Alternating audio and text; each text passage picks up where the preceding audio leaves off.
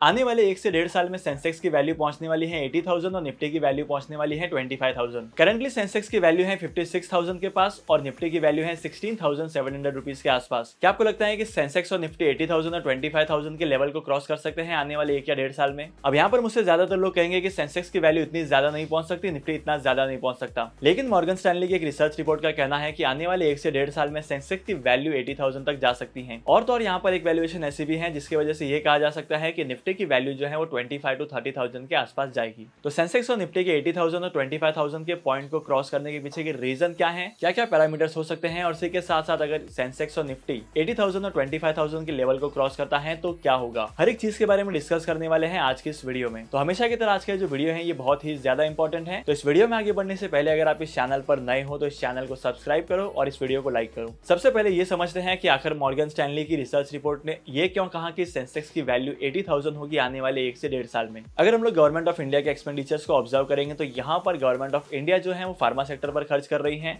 IT sector पर बड़े बड़े इन्वेस्टमेंट कर रही है और उसी के साथ साथ इंफ्रास्ट्रक्चर पर भी इन्वेस्टमेंट कर रही है।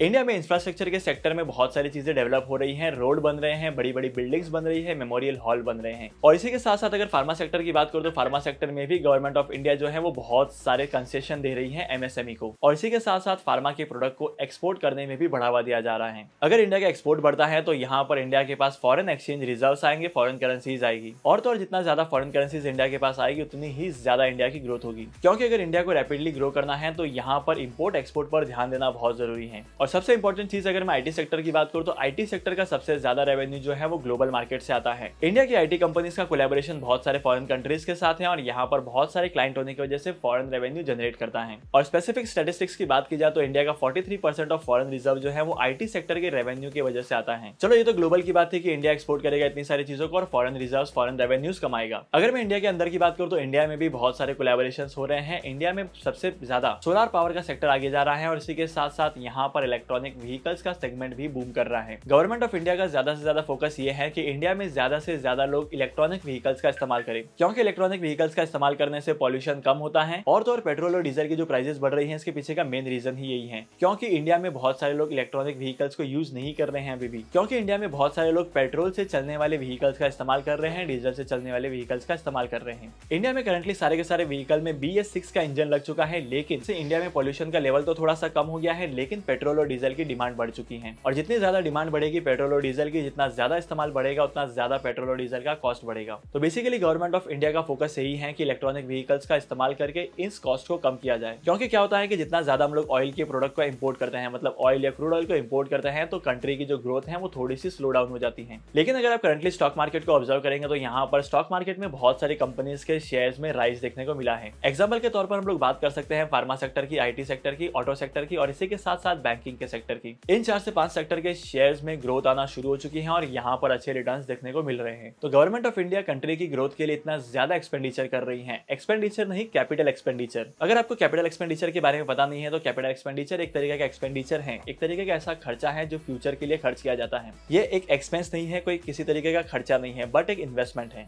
तो गवर्नमेंट ऑफ इंडिया के इतने सारे इन्वेस्टमेंट्स की वजह से ही यहाँ पर इंडिया का स्टॉक मार्केट और ज्यादा ऊपर जाएगा और 80,000 के लेवल्स को टच करेगा। अब जिस कैलकुलेशन की बात मैंने वीडियो के स्टार्टिंग में की थी अब उस कैलकुलेशन के बारे में बताता हूँ। कभी भी इंडिया की जीडीपी और स्टॉक मार्केट को कंपेयर करना, आपको कुछ ना कुछ मिलेगा। जब इंडिया की जीडीपी $1 ट्रिलियन को क्रॉस कर चुकी थी तो निफ्टी की वैल्यू थी 6,000 रुपीज। लेकिन जब इंडिया की जीडीपी ने $2 ट्रिलियन की वैल्यूएशन को क्रॉस किया तो यहाँ पर निफ्टी की वैल्यू भी थी 12,000 रुपीज। साइमल्टेनियसली जब इंडिया की जीडीपी ने क्रॉस किया $3 ट्रिलियन की वैल्यूएशन को, तब निफ्टी की वैल्यू पहुंच चुकी थी 18,000 के आसपास। तो मॉर्गन स्टैनली की रिपोर्ट का कहना है कि आने वाले 1 से 1.5 साल में इंडिया की जीडीपी की वैल्यू $5 ट्रिलियन तक जा सकती है। तो अगर इंडिया की जीडीपी की वैल्यू $5 ट्रिलियन तक जाती है तो निफ्टी की वैल्यू क्या होगी? Approximately 25 to 30,000। तो आने वाले 1 से 1.5 साल में इंडिया की ग्रोथ डेफिनेटली होने वाली है और आपको भी स्टॉक मार्केट में अभी से इन्वेस्टमेंट करना चाहिए। अगर आपको स्टॉक मार्केट में इन्वेस्टमेंट करने के बारे में जानना है, कौन से इन्वेस्टमेंट ऑप्शन होते हैं, कहां पर इन्वेस्टमेंट करना चाहिए और इन ऑप्शंस में क्या क्या रिक्वायरमेंट होती है, तो इसके ऊपर मैंने कंप्लीट सीरीज बनाई है जिसकी लिंक आपको डिस्क्रिप्शन में मिल जाएगी, आप चैनल पर जाकर चेकआउट कर सकते हैं। तो आज के इस इंपॉर्टेंट वीडियो को यहीं पर खत्म करते हैं और होप करता हूं कि आज की वीडियो आपको इंटरेस्टिंग लगी होगी। अगर आपने आज के इस वीडियो से कुछ नया सीखा है तो इस वीडियो को लाइक करना। मैं आपको मिलूंगा अगली वीडियो में नए टॉपिक के साथ, एक इंटरेस्टिंग टॉपिक के साथ।